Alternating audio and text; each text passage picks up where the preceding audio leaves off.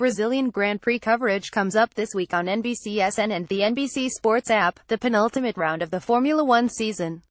Friday practice sessions air live at 7 a.m. app and 11 a.m. NBCSN with Saturday's third practice at 8 a.m. and qualifying at 11 a.m. ET, both live on the app. A qualifying encore airs Saturday night at 9:30 p.m. ET on NBCSN. Live race coverage begins with 1 hour of pre-race coverage from 10 to 11 a.m. ET on NBCSN before lights out at 11. Various replays occur throughout the weekend, which you can see in the below chart. Active Brazilian Grand Prix winners include Lewis Hamilton 2016, Sebastian Vettel 2010, 2013, Felipe Massa 2006, 2008 and Kimi Räikkönen 2007. Lewis Hamilton and Mercedes have wrapped their respective championships in the last two races in Mexico City and Austin, respectively, but there's still 2 more races to go where other minor placings can get swapped, and a few remaining storylines are set to play out.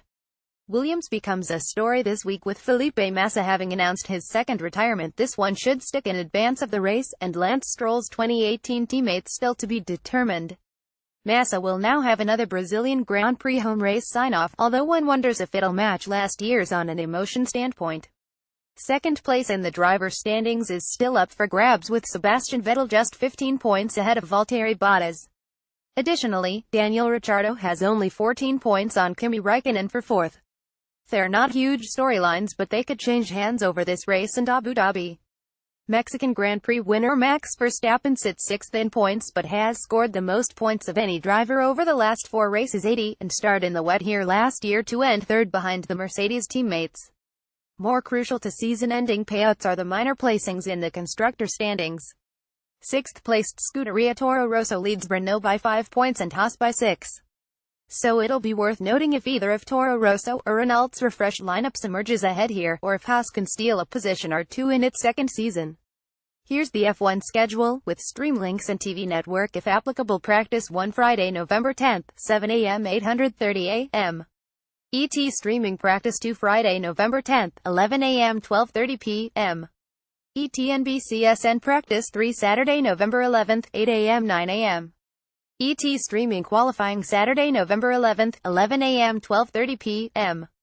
ET streaming. Qualifying replay Saturday, November 11th, 9:30 11 p.m.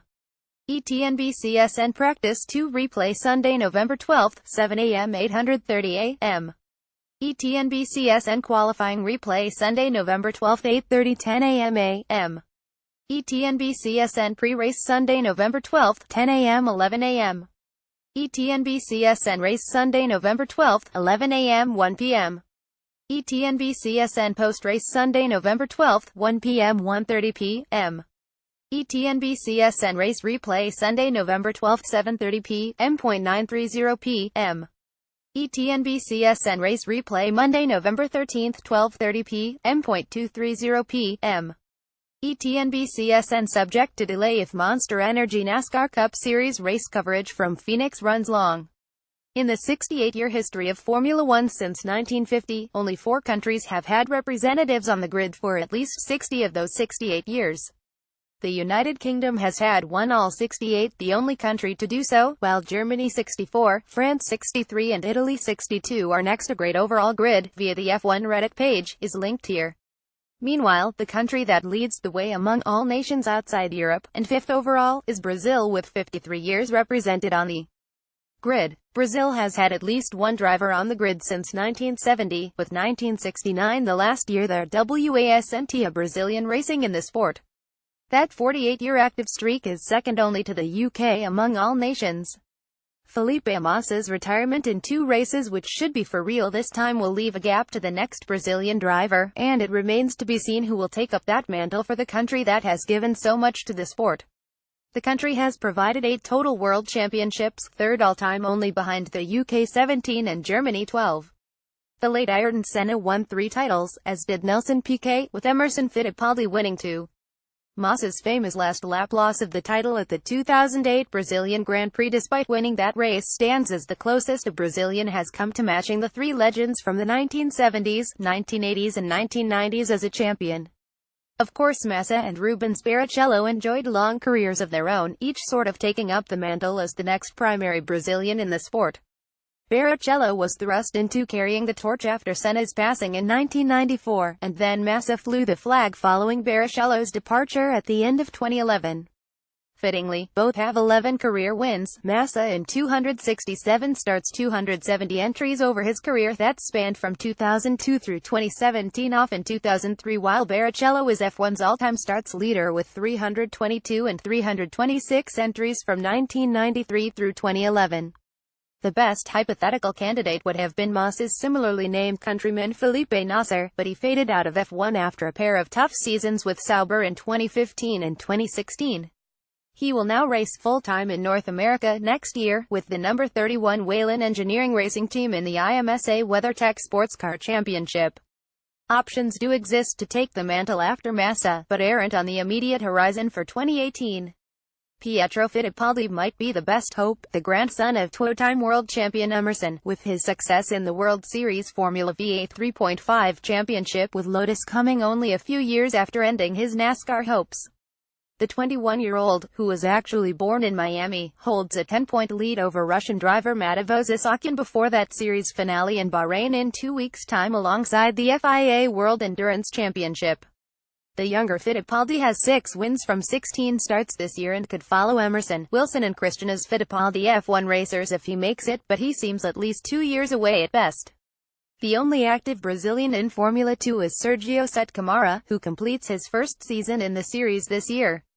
He ranks 12th in points, driving for MP Motorsport, with 1 sprint race win at Spa-Francorchamps. Sete Câmara has tested an F1 car, with Scuderia Toro Rosso in 2016, but was dropped from Red Bull's junior team after 2016. GP3 is also short on Brazilian drivers. The only active one there is 20-year-old Bruno Baptista, but his best finish is only 10th on 2 occasions. He ranks 19th in points, last among any who have scored this year. Nelson Piquet's son Pedro Piquet, the half-brother of Nelson Piquet Jr., raced this year in the FIA Formula 3 European Championship. The 19-year-old finished 14th in points with a best finish of 2nd at the Norris Ring. That sort of result doesn't scream a Max Verstappen, Esteban Ocon or Lance Stroll, in terms of leaping from F3 to F1. Like Italy before it, Brazil faces a potential drought on the F1 grid for at least 2018 and potentially years to come if none of these drivers can work their way into the F1 arena, likely as test or development drivers or via junior programs. Italy, like Brazil, put a driver on the grid from 1970 onwards, but saw its representation fall off after 2011 at the end of Jarno Trulli's career.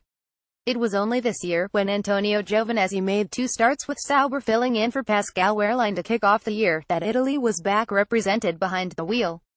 Brazil now faces a similar shortfall and without a star with which to welcome home next year. It'll be interesting to see if there's any adverse effect among Brazilian interest and as the Brazilian Grand Prix in years to come. Follow at Tony DeZeno.